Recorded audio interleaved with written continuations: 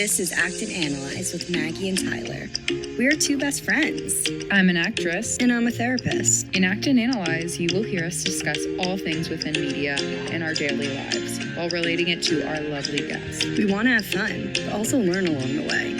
Everywhere around us is media.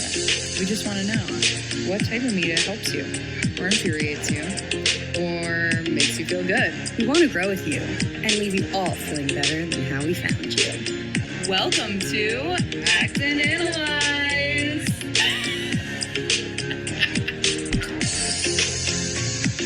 Hey, Tyler. Hi, Maggie. Hey, we're Google Meeting again. I was about to say Zooming. Yes, we are. We have another fun moments episode. Yes. So welcome to Act and Analyze with Maggie and Tyler. This one is about comedic TV shows. We're going to learn about our favorite shows, how it affects our mental health, what type of themes in the shows really relate to real life, how it doesn't, and all that fun stuff. But I'm really excited. I feel like we learned a lot from our last episode, and now it's just gonna get better from here and only can go up like our other one. So I love a learning curve. So this has been really, really fun, and I'm excited. I have a fun show picked out today.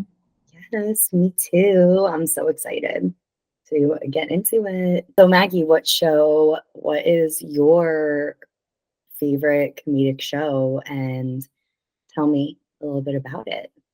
Okay. I have so many amazing shows that I love that are funny. One in particular I really want to put on this platform because it's a kind of not as well-known comedy, but it's something I just watched recently that I really, really enjoyed. It's called Big Mood, and it's created by Camilla Whitehill and directed by Rebecca Asher. And it's starring Bridgerton star Nicola Coughlan and her friend Lydia West. I watched Nicola talk about it in an interview for Bridgerton once, and so I decided to watch it. It's on Tubi, so it's free, and it's just one season. It just came out this year, and it is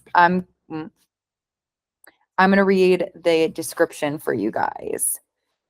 With real depth and big laughs, Big Mood is a vibrant and rebellious portrayal of female friendship when tested by the complexities of serious mental illness. The series will explore the messy pitfalls and idiosyncrasies of navigating adulthood through wicked humor, ridiculous anecdotes, and unsettling truths. So it follows two best friends, Maggie and Eddie,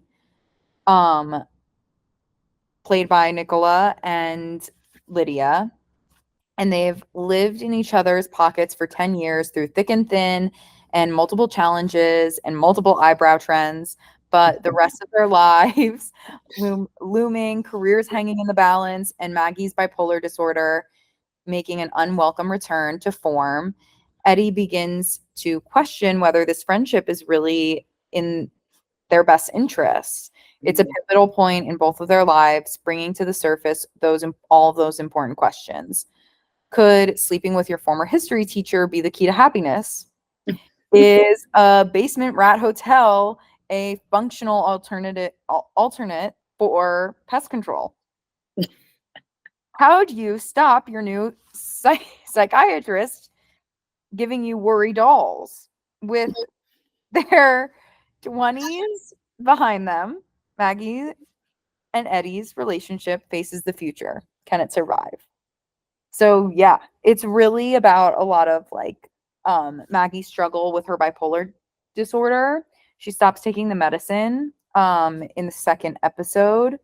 And Eddie finds out about it as well. And it's just, they are two best friends that are really just getting through their end of 20s, early 30s together and dealing with just a lot of shit. And I just love TV shows that have so much comedy and levity and really and dark humor in a lot of ways. Like there is Mhm. dark humor to this because she's going through so much, but overall the main themes of each show is funny, and I think it just emulates that, like, there's so much levity in severity. I think that there is a lot of hysterical things to life that Mhm. are always serious. Um, Yeah. you know, and this show really does a really, really amazing job at encapsulating it. And I just love that it was created by females and it's about female friendship. And I don't get a lot of comedies that are real and raw like this. So, yeah, I wanted to share that with you. Oh, that sounds like such a good show. It is. Like the mental health part of it, the female friendship part of it, just navigating life and starting your 30s is such an important theme to have media encapsulate because it's such a transformative period for so many people. But then adding humor to all of those topics just sounds so good. Sounds like Yeah. and the part like you said, like um, that s- life, just the human experience is sometimes just really funny and just strange and doesn't make sense. So finding humor in just that experience in general is just a way to get through. Yes, Like, exactly. I yeah. was really feeling that last week when I was just, had a rough couple of weeks and feeling Mhm. really, really down and in a dark place. But there's just some of these moments that I just start laughing at myself because it's so not that serious. Yeah, you do find humor, especially you. You do find humor in all ways, even through tears. You're still Yes, smiling. yes, yes. I mean, I even think like crying is funny, honestly.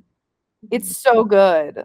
Well, Like those, laughing and crying, they're both releases. yes, Laughing hysterically and crying does the same exact effect, yes. releasing.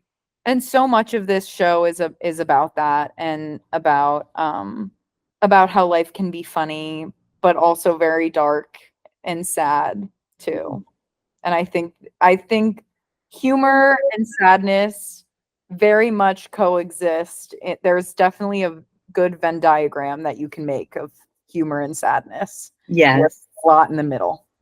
exactly. Exactly.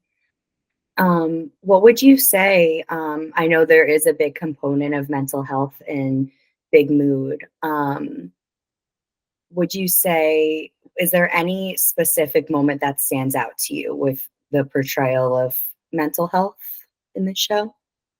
Yeah, I would say Eddie's um character, she desperately wants to not see her friend Maggie struggle and go through not taking her medicine, and like she doesn't want her to not take her medicine and she really wants her to be okay, and Maggie doesn't feel great about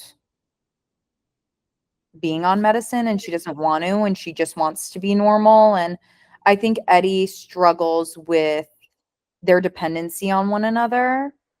Mm, Like Eddie depends on her so much, but also Maggie depends on her a lot as well. On top of that, having also bipolar disorder, which is so it makes it hard for Eddie to depend on Maggie all the time. yeah. And I think that that's a really relatable thing in a lot of friendships. I think that when, you know, friendships are way more complicated than seem that people might see on TV. And we see so much of human relationships, romantic relationships in film and TV. And we see the humor with that, like, but we don't see a lot of realness when it comes to friends that love each other and care about each other. But I think now, specifically, now more than ever, we need more shows about relationships where showing that it's okay to lean on one another as friends, and showing that it's okay to not be okay, and for you to be okay as well, and it's okay to struggle. Like, you see Eddie struggle with it, and she even verbalizes it to Maggie, and they have those open conversations. I think there needs to be more growth with that in television. There just could be more of us being real with one another, as showing up where we're at and being okay with that and just being a friend. Relationships are never going to be fully balanced. And I think that's a big takeaway of this show, and how it shows the struggle with mental health. Right. Um, yeah, and it's like I think about like when someone's struggling with bipolar, struggling with depression, and like a lot of times people isolate themselves because they're fearful of bringing their loved ones down with them, Yes. because they're struggling so much. So they don't want to reach out to people because their fear is that they'll make other people feel the same way. Yes. Um, and that's such a hard thing as like the loved one in this situation too, because you really want to be there for the person. You don't want to overstep. Um, and like the part of Eddie like feeling like she needs Maggie, but Maggie's needing Eddie, but in a different way, um, is complicated. And Mm-hmm. sometimes like that's when it's just like, okay, let's just be present and sit in silence and just be together. Like just Yep. the presence is enough. Yep. Um, so yeah, that's really this show sounds so beautiful. Yeah, it's really beautiful. And they just get into some shenanigans that are just hysterical. Like, Eddie, to cheer Maggie up for her birthday, she throws her a surprise Love Actually themed party. And that's just so funny to me. And like, Maggie is going through like a manic episode and doesn't want to be there. But there is comedy in it. Like, there is some like Mhm. there's levity in that. And maybe not for the character of Maggie in that moment, but after you see it and you just see people just trying their best. I'm wondering, as you have such a passion for comedy, um, and you're an actor and just a creative artist in general. I'm wondering how this show and these characters have an impact on you when it comes to you as a creative artist, and also the impact it has on you as just being a human and mental Mhm. health and really just the relationships you have. Yeah. Yeah. I feel like it has a impact on me because of my passion for female voices and female in comedy, and I love female relationships. And I think for so long in the comedy world, women have been told like they're just not funny, they're Mhm. just not good enough. And I know times are changing, but there's still a significant gap between how many male leads and male comedians there are compared to female leads and female comedians. And I just feel that women have so many layers to them, and female friendships have so many layers to them, that there's so Mhm. much more comedy in that than there is in like a bromance comedy. Oh, Like, yeah. something like Bridesmaids kills me every time I watch Bridesmaids. I just love it because that is the best. Or Wine Country is like created by the same people that did Bridesmaids as well. Like, that's a really funny comedy.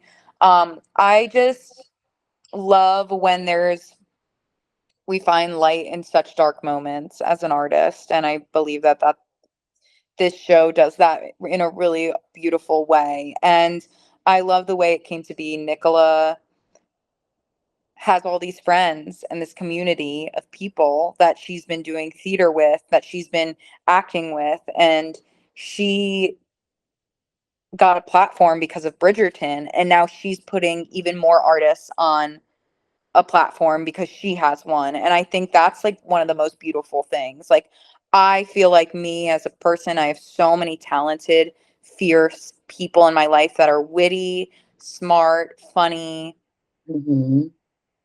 such amazing writers, amazing actresses and actors, that all I want is them to be put on a platform. And I'm like, oh, Mhm. like we're all on the same team in that sense.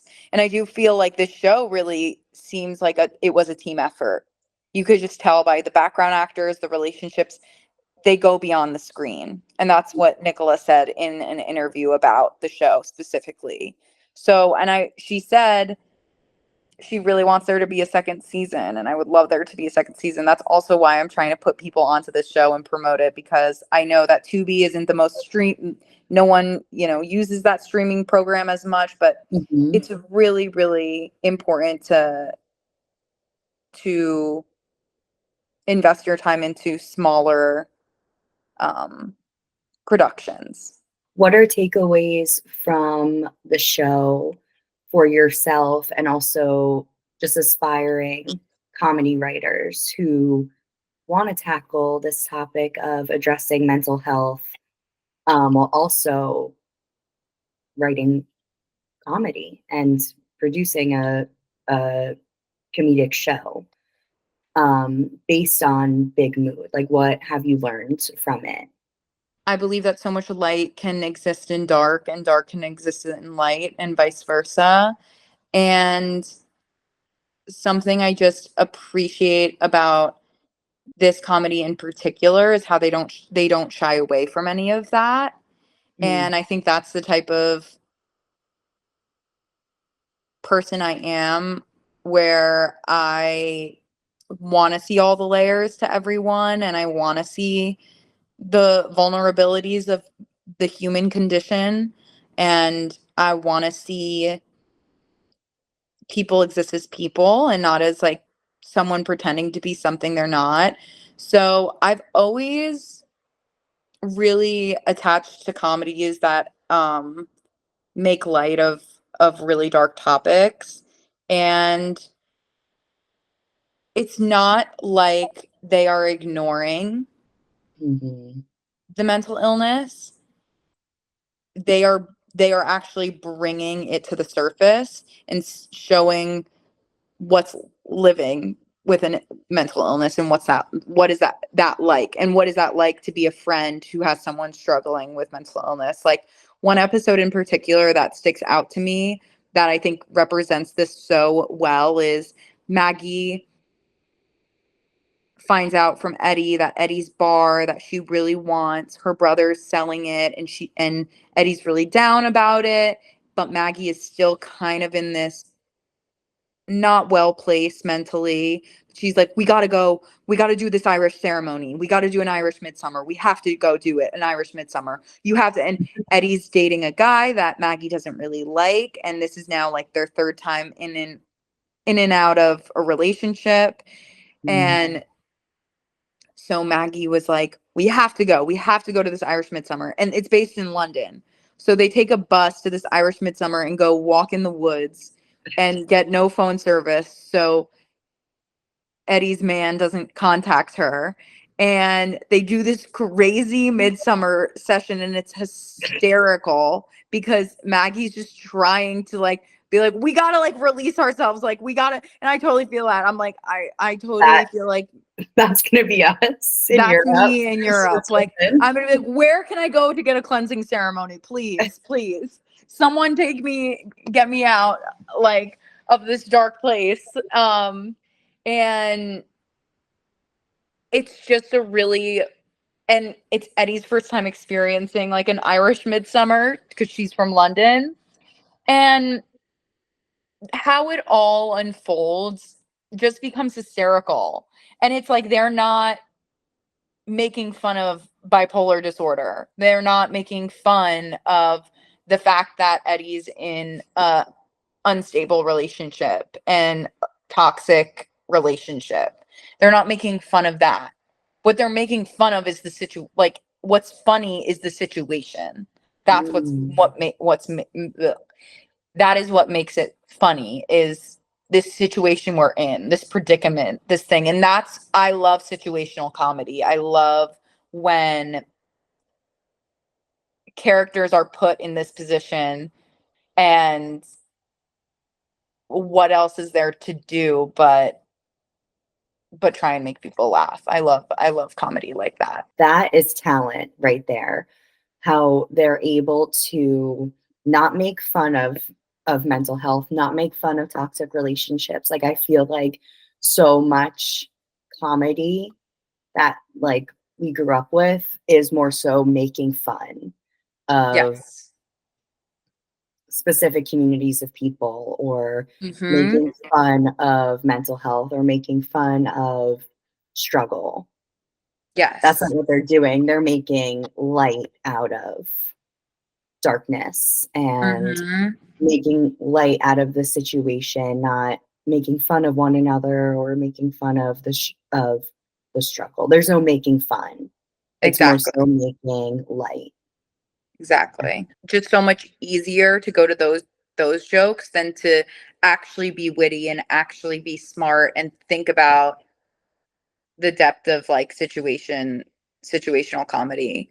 I think about situations all the time and I think they're so hysterical, and that's where I really want to dive into more in my career. I want to really like let these situations come to life. I think there are so many things that have so much levity in them that we don't notice in day-to-day life and we don't see in day-to-day life because we're too focused on the severity of life and the seriousness and making sure we have our rent, making sure we have, and those are all very legitimate and valid things to feel. But also with that, there's so much comedy and laughs within that.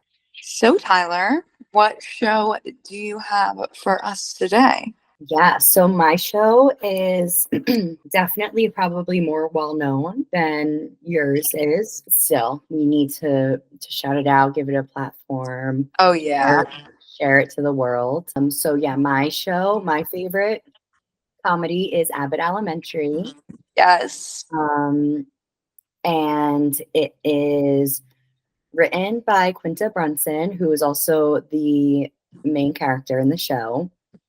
Janine. Yes, Janine Teagues. And it's produced by Warner Brothers Television, directed by Randall Einhorn. Hopefully I didn't butcher that name. Mhm. But so Abbott Elementary is a mockumentary sitcom. And it follows a group of teachers and their principal, who's so unhinged, at a Philadelphia public school that is underfunded in a low-income area of Philly. And it's similar to The Office with the mockumentary part of it, but also gives a little bit of two shows I can compare to: The Office for the mockumentary part, and then Modern Family for like the nice moments. There's a documentary crew recording the lives of the teachers at this underfunded, poorly managed school called Willard R. Abbott Elementary School. So it's just, the teachers are so passionate about teaching and so passionate about the students. But it's, the people in charge that aren't exactly there for the right reasons, but we still love the principal, Ava. We still love her.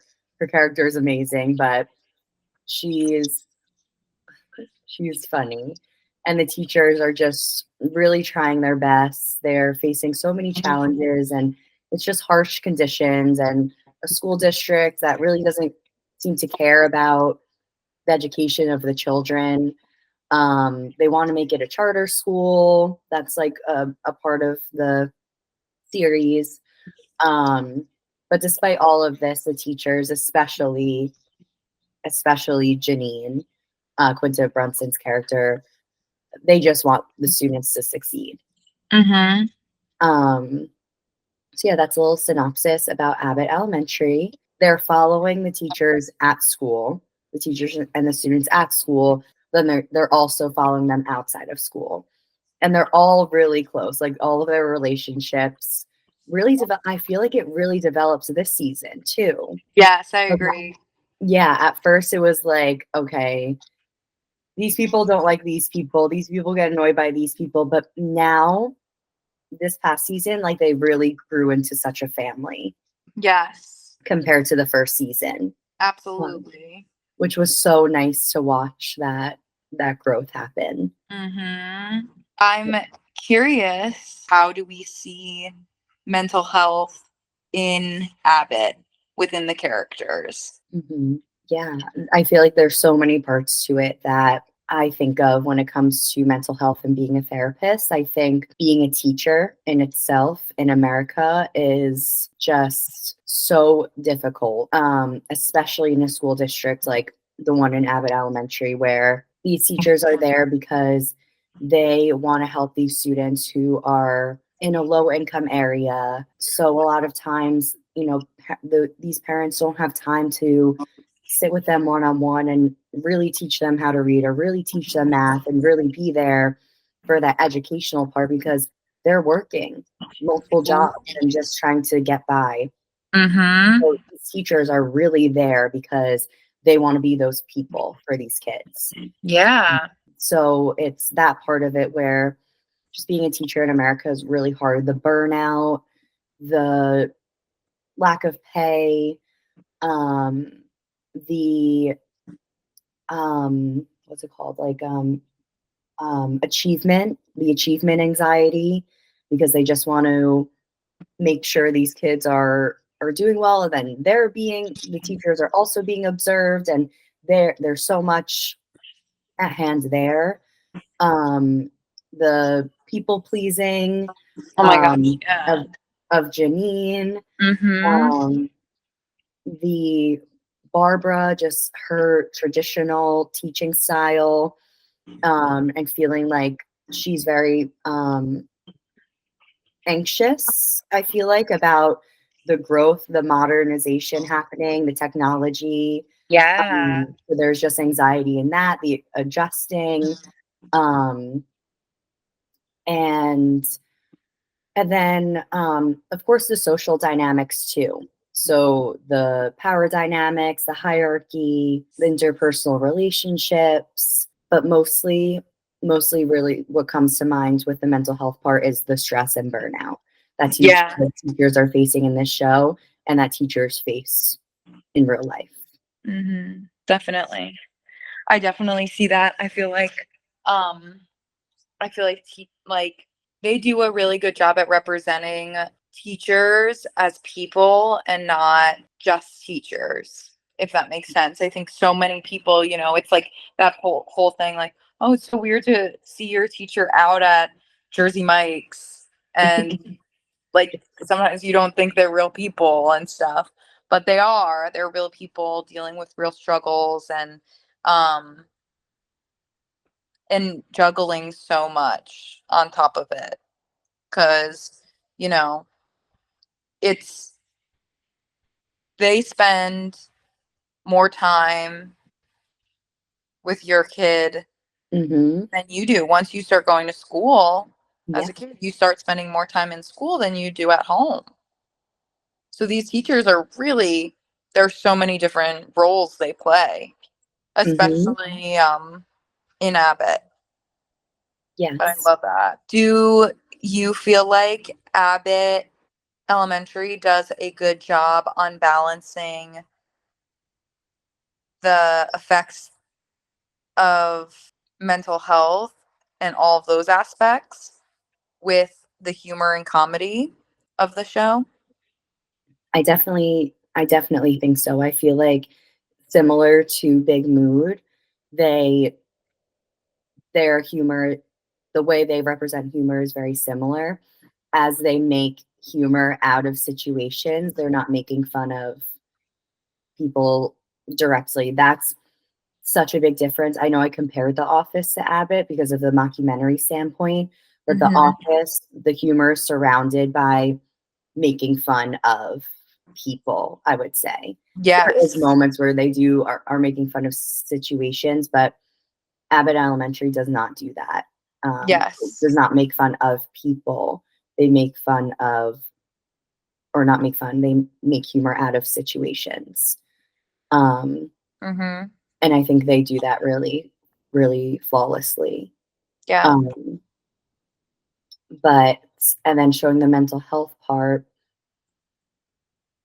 there's not specific, there's no specific character where you see a specific mental health struggle, but you Mhm. see the struggle, like a disorder, like a Yes. specific disorder, but you do see the struggle of the stress and the burnout, um, the difficulties of the interpersonal relationships. Like there's a breakup, there's grief and loss that is discussed.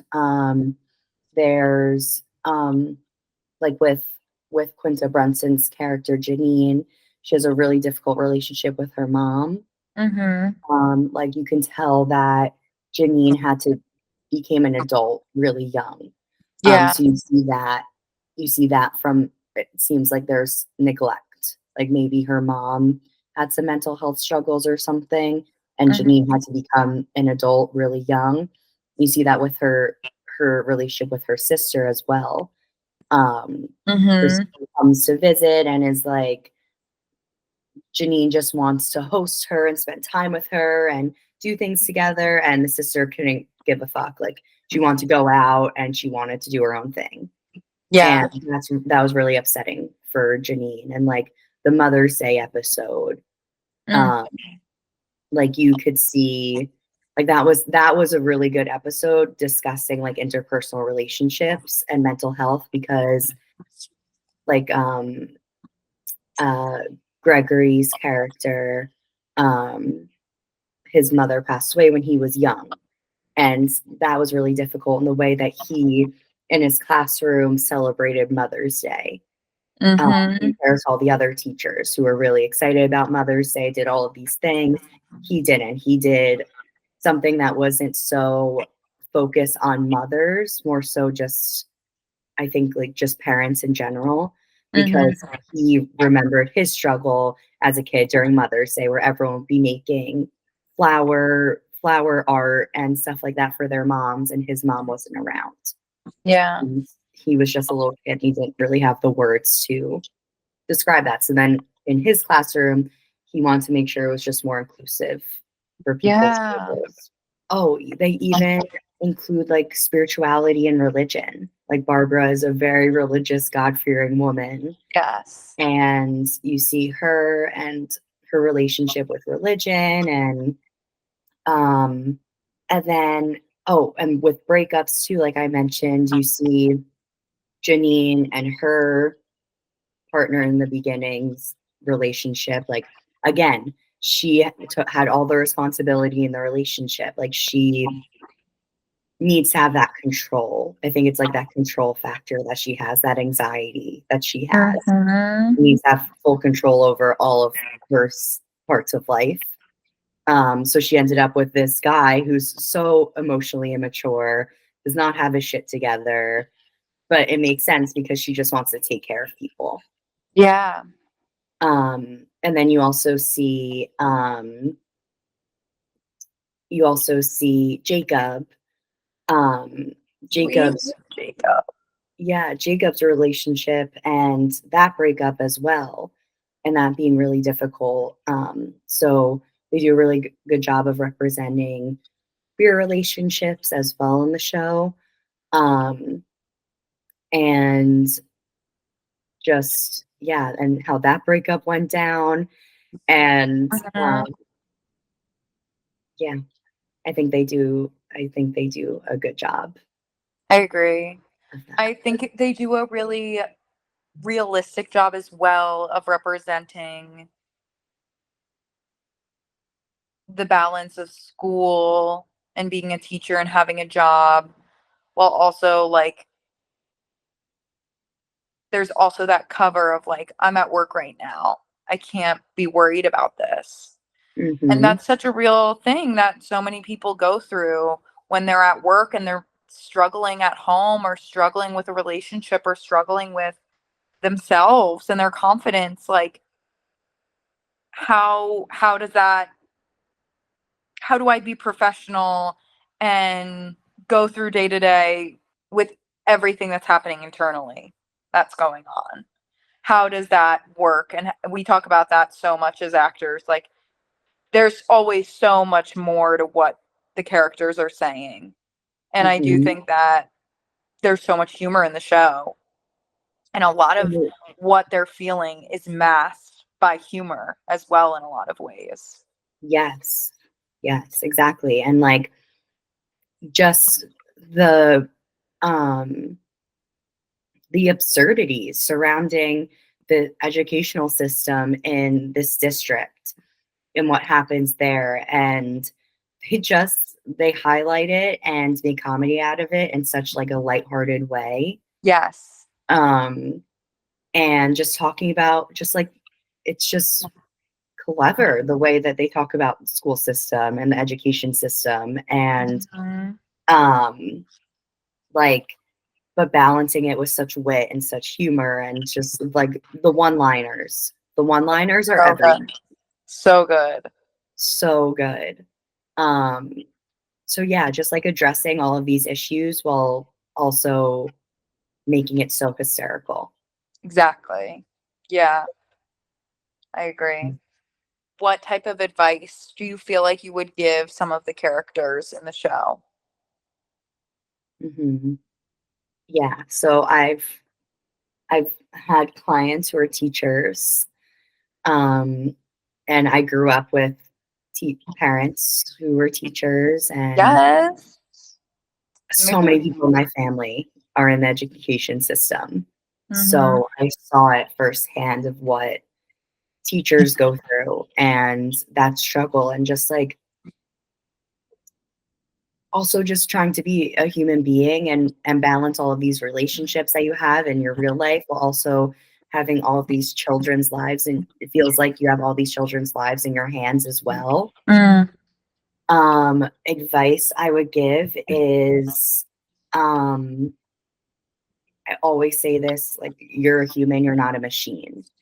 Mhm. And I think, like, Janine especially is really trying to, like, run herself as a machine and really and she really enjoys it, but it gets to the point where she ends up leaving the job and going and taking this different job in the district, working for the district, instead of being a teacher because she's like, I'm gonna get paid more for doing less, basically.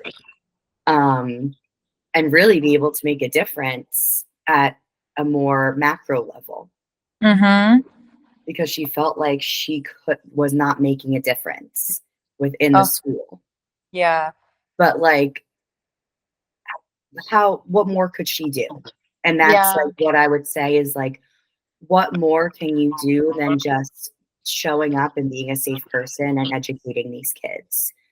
Um, Stop trying to run yourself as a machine and just be a human and show up and that's all they could ask for.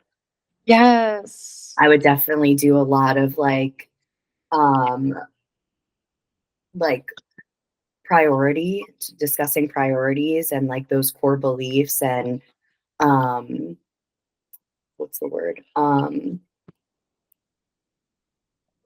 Core beliefs and morals, their morals and their values, discussing Mhm. that and trying to like prioritize like make a priorities list and kind of Yeah. work through it. Um, Planning, because I think a lot of teachers like Janine, just really want to make a difference and see it. And it is such a rewarding job, but you're not getting told every day you're doing amazing. You're actually like getting down constantly. Yeah. So just like practicing gratitude as well of the really good moments, because you're not going to be told a lot how amazing you're doing, because you're working with kids who most of Yeah. the time aren't acknowledging the hard work teachers are doing when they're in school. Or so like later in life you realize how thankful you are for your teachers.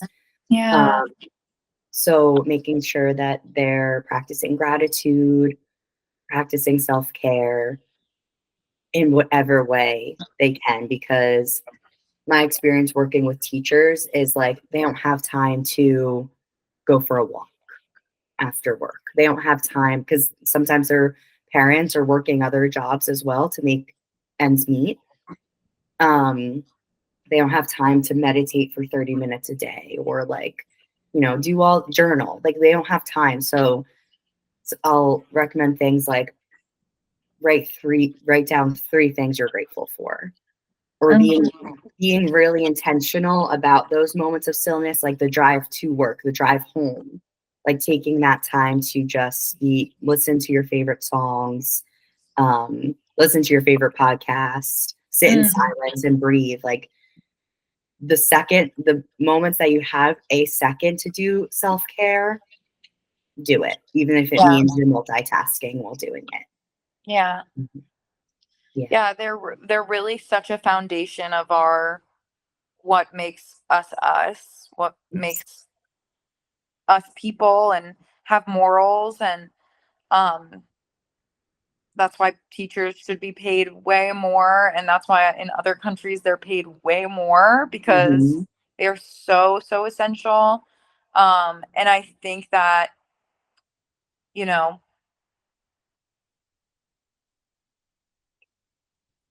in this situation they're just bringing so much to the table with this comedy, like, and I think that's why it blew up and got so popular so quick. Like, I've been on Quinta Brunson's radar since BuzzFeed in 2015. Like, I remember watching her videos and being like, Mhm. this girl is funny as Yes. hell. Like, and she really took so much of what she's learned from watching all of these Judd Apatow movies to watching The Office, watching Parks and Rec, watching Friends, and has really created a space that like can exist where there's so much humor, so much comedy, like so many laugh out loud moments, while also just putting light on like our the foundation of America, like our teachers and people that should get more appreciation. And I appreciate Quinta for doing that. Like, I Yes. don't think I think with comedic writers there's a lot of easy ways to play it safe, and I think Quinta just never played it safe in any of her comedy. I think she Mhm. has written for people, and Yeah, not a system. Like, she's writing about the broken system. And I love that. exactly. And like, yeah, she's just brilliant in what she brings. I think that's so um and that makes so much sense that you would have teachers do a lot of that stuff, because I also feel like too, how can you as a therapist, as much as you want to say boundaries, Mhm. how much can you really say that when like there are so many children's lives like at stake? So what you're doing is such a beautiful thing. You're teaching them self-love, self-care, Yep. and teaching boundaries in a different way to them, that I Yep. really think is cool. And I think that that's really incredible, because I think teachers need to hear how loved they are every Yep. day, because they do so much for us. Exactly. I always try to remind them of that. And the other thing is like boundaries for one student wouldn't make sense for another student. Like boundaries look very Yes. different from student to student based on their personal needs and where they're coming from and where their educational level is at based on privilege and based on just not sometimes it's not even like the nurture part, but also just the nature, just how the child was born. Maybe they're Yeah. just some kids are just more intelligent or brilliant, and others Mm-hmm. aren't. Others struggle in one subject and thrive in the other. So it's like it's so hard to say like, okay, you have to do this and that within the classroom setting because it's going to look different based on every class or and every student. That's tea. Um, Yep. so yeah, I really just try to focus in on them. And I would definitely recommend all of the teachers in Abbott to be in therapy just so they can have an hour a week to let out how they're feeling because Oh, they're showing up for so many people every day. yeah. And Mm-hmm. also, and another important part that I would say is like don't get jaded. Don't get jaded by the system. Like you're in this field for a reason and let's keep you on your feet because what you're passionate about is important and you're needed. And your yeah, your passion for this field is so needed. So don't get jaded and don't give up your Yeah. why you became a teacher. Yeah. I love that. That's so beautiful. I'm curious, would you recommend kind of all teachers to be in therapy? Oh yeah. Yeah. Oh yeah, Yeah. definitely. Right? It's traumatic to be a teacher in this world right now. Yeah. Mm. It really is. Like Yeah. every single day you're going in not knowing if like I'm gonna go there, but not knowing if you're gonna make it out alive. Mm. Sometimes like it's Yeah. become so now it's just some schools are militarized. Like that's Yeah. not what school is supposed to be. And Oh, I definitely think like they definitely should be in therapy just for that reason alone, but also because they're s- just such a stressful and burnout leading job. it's kind of like the therapist needing to go to Exactly. therapy. Like they need Mhm. it because of how much they give, you know? Yeah. Their parents, their teacher, like to some students, they're the student's parent, they're the student's social worker, they're their teacher, they're their safe space. Um, they have to wear so many hats sometimes. Yeah. So for That's a multiple lot. people. Hmm. Yeah, Thank you for sharing that. of course. And just lastly, just so thankful for teachers and educators and Yes. keep doing what you're doing and showing up because we need you and we love Yep. you. And we love you. Welcome to Maggie's Media Munchies. In this segment, I'm going to be pairing some food and bevs to our lovely shows we discussed today.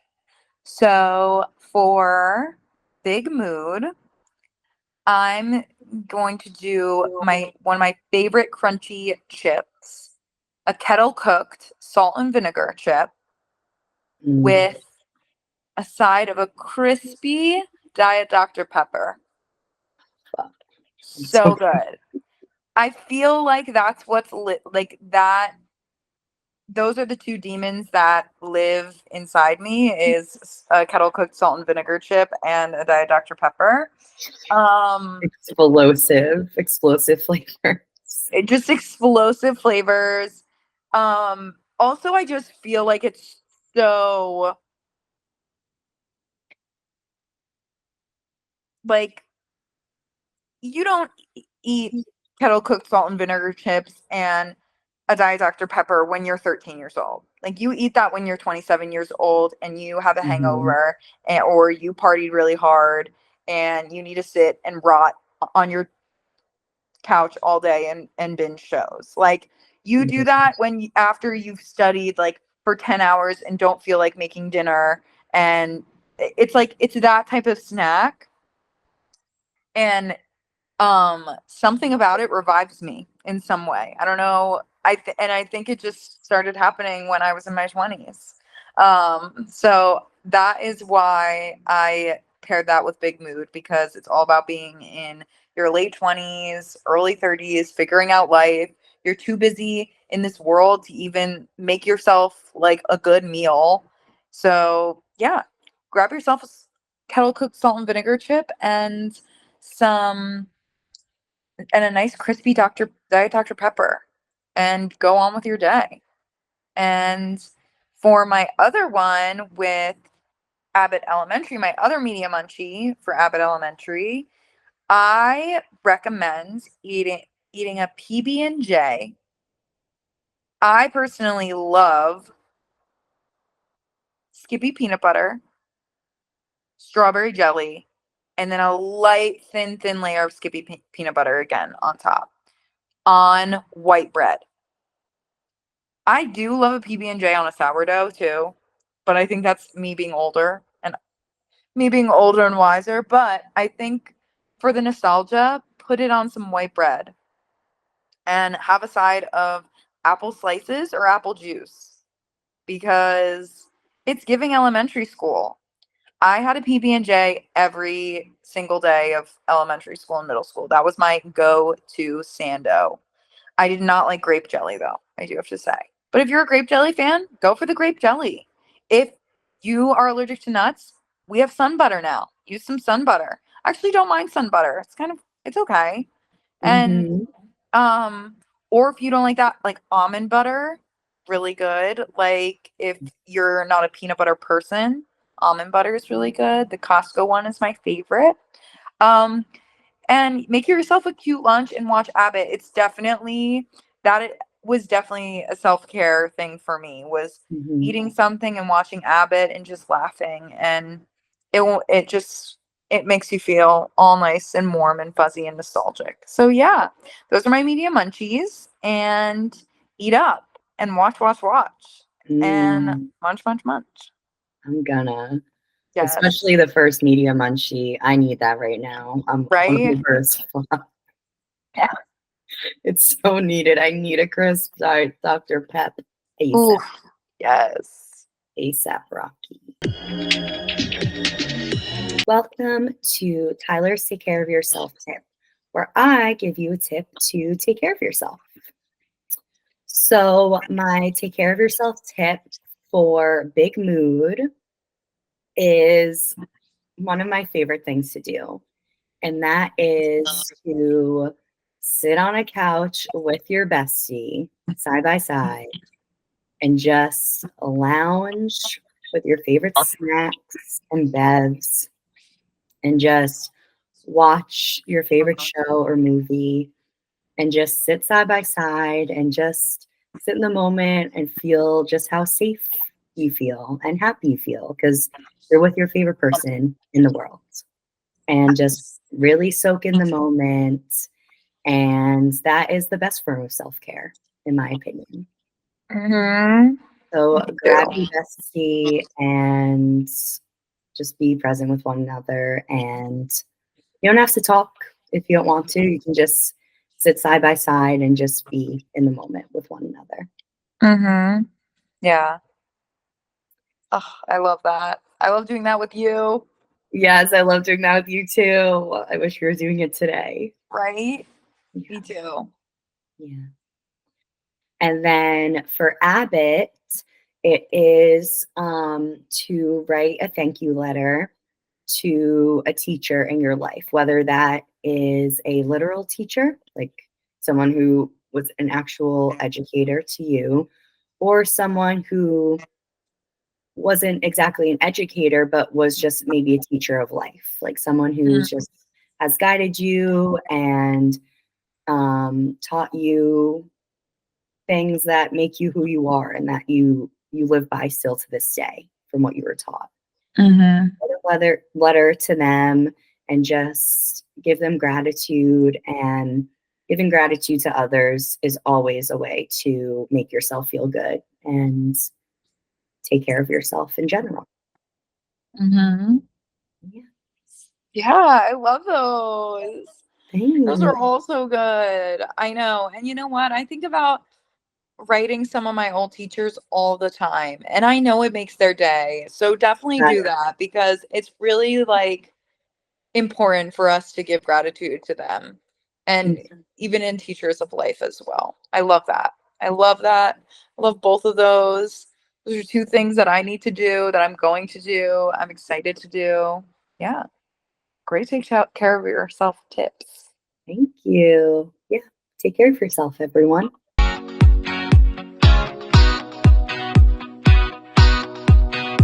Welcome to Cravings Corner, where we are basing our cravings off of the two shows we discussed today in our Moments segment. I am craving a situational comedy moment in our Europe trip. I know there are going to be moments where we're confused about transportation, where we're confused about maybe how to get to a club or maybe how to get into a club. Maybe we're confused about a restaurant, or maybe we're just hangry and hungry and just mad. I know those moments always come up in trips, in life, with friends, with family. It happens regardless on a trip. It's genuinely so unavoidable that, because I've been on so many vacations with my family and have been in these situations a lot, that I find now what is best to do is just laugh. In those moments, there's going to be moments of severity and seriousness. I know there is in our Europe trip when those moments come up. But what's great is we will always, I know with us, we'll always be able to laugh it off after. So I'm excited to see what situations we're about to get ourselves in. I'm picturing it with me because I'm like if I get into a bad mood and then I get I'm like I want to be out of this bad mood, but I feel like I already ruined the vibe No. because my energy is so fucking strong and I can't help it.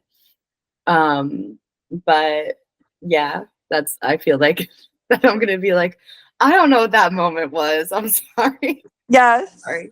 And then we'll just giggle. We'll just We'll be giggle. drinking Aperol spritzes, eating on our tapas, and be Yeah. like, that was hysterical.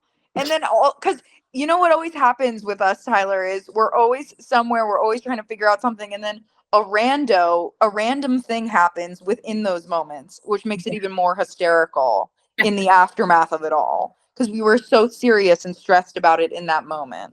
Yeah. But it's so important to find light in those moments and don't let it mess up the day or anything. And I think that's something you and I are always so good at and so good at. Yes. Oh my gosh, it's so funny you say that because our friend Brett, I was talking to on the phone the other day, and she was like so excited for your trip. She was like, if things don't go right, if things don't go as planned, just know there's always a reason behind it, and there's always a story that comes from it. Yes. Some of the best moments happen when things don't go right. Yep. So just trust that. And I was like, yes, you're so right. And I need to remember that. It's so true. It's so true. I feel like that always happens on all my family trips, and all my friends' trips. It just happens. Exactly. It's unavoidable, you know? It is unavoidable. I love that craving. I'm so excited to just giggle Yeah, me and too. wander. Me too. Yeah. What I'm craving a super cold, super flavorful and fresh lobster roll. Oh, baby. Mm-hmm. But I want to eat it. Like, I want to jump into a cold pool. Yes. I need to jump in cold water right now. I'm really struggling. Yes. Yes. Girl. I just need to jump into cold water Girl, I and get then that. like doggy paddle over to the side of the Oh. pool and eat the lobster roll like Mm. on the side of the pool while drinking. I think I needed a crisp, cold diet Dr. Pep with it. Yeah.